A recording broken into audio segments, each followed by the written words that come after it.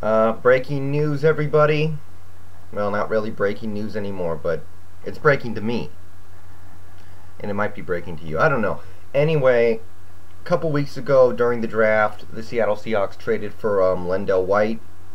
Low draft pick, very low risk endeavor. And now a couple days ago, we've released him. So, I never had a chance that I recall to really comment on the Lendale White trade. But I liked it a lot because, there wasn't that much risk involved. The dude can play. The dude has shown he's capable of playing in this league.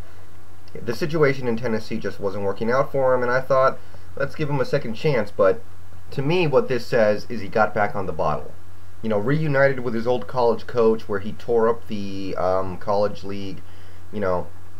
Reunited on the West Coast, actually, kind of, when you think about it. I really thought he had the opportunity to become a good player for us, and I was excited about getting the guy, but as near as I can tell, he got back on the bottle, and we don't have time for that kind of crap right now. So, if that's the case, if he couldn't get off the bottle, if he got off the wagon, or got on the wagon, or whatever, if he interacted with the wagon in any way that makes me feel uncomfortable, then it had to be done. I am really disappointed, though, because I thought he was going to be a contributor for us, and I like him as a player. Obviously, he's a little bit of an idiot, but yeah, it's kind of disappointing to me that this isn't going to work out. So, yeah, I'm a little down about that, but he's gone now, and I'd be surprised if anybody picked him up at this point. Moving along, though, we did make the other trade for Leon Washington, and that I was excited about as well, because I like this guy in New York. It just wasn't going to happen for him because he wanted a new contract, and the Jets have their running back of the future. So, I know this is a couple weeks old, but I just did want to say that I'm very excited about bringing in Leon Washington. I think he's going to be good for us. I don't love our running back situation because I think we have a bunch of guys that are okay, but maybe we can make it work. I'd like a franchise level running back, but that's probably not going to happen for a little while. So, yeah, Leon Washington, I'm excited about it. I'm glad he's here. Hope he works out. And the Lendale White thing, I'm not going to lie, I was actually really disappointed when I heard he got released. But I understand it. I'm not disappointed in the team. I'm disappointed in him for apparently not being able to stay out of trouble. Oh well. Okay, that's out of the way. So for the most part, I'm actually kind of happy where this team is going. The White thing was a minor setback. I liked our draft, as I already said. I like the moves we're making, and I'm actually kind of interested to see what direction we move in from here on out. So, now to step back a little bit, I want to talk about Walter Jones, because he's retired. This is a little old. He retired some time ago, but it wasn't surprising. I think we all kind of knew what was going to happen. He hardly played last year. Never really had the opportunity to make any kind of impact. And, we got to move on.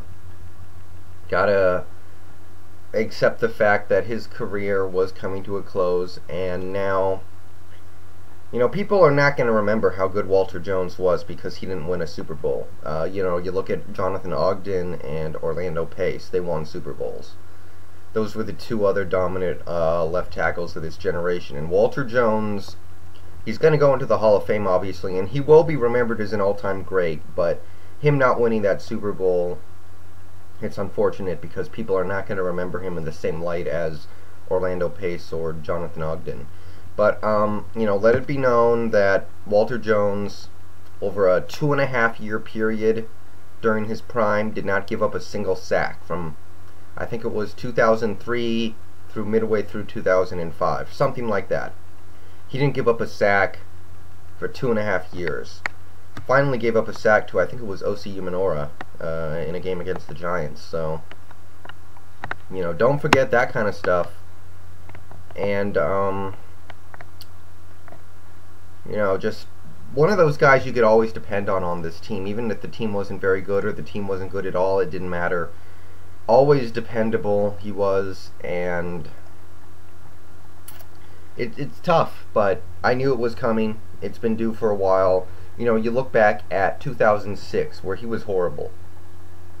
And then in 2007 he was a lot better. And then in 2008 I actually thought he was pretty good when healthy. But you know, sometimes you don't want to stick around in the league as a mediocre player after being a dominant one. You know, he was a dominant player for so long that it can be tough to accept the fact that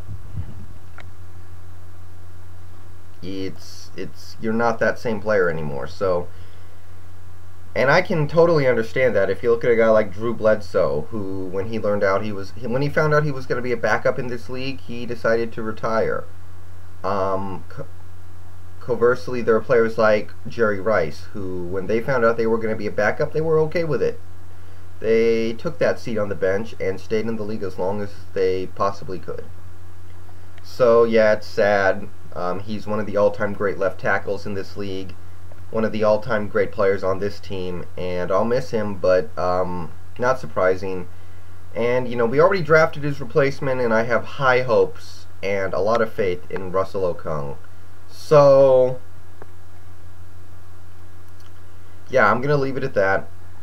It's unfortunate that things never got to full fruition with him, but he maximized his potential. Don't get me wrong. He became absolutely full on the player that he could become. And yeah, so that's the football stuff. I'm gonna leave it at that for now.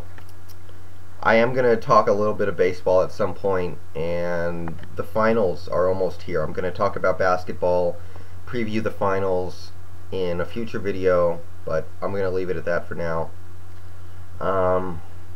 Yeah, that's all I got. See you guys later.